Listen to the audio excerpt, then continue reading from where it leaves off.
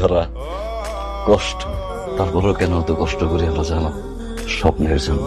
দিনের পর দিন, মাসের পর মাস, বছরের পর বছর প্রত্যেকটা প্রবাসী কষ্ট করে যায় শুধুমাত্র স্বপ্নের জন্য। টানা 5-10 বছর কাজ করব,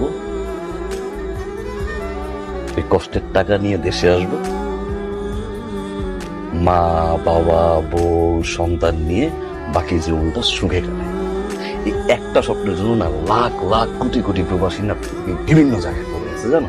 প্রত্যেকটা প্রবাসীর ধরে ধরে তুমি না পা থেকে মাথা পর্যন্ত শরীরটা টেস্ট করাও, দেখবা কেউ না কেউ অসুস্থ।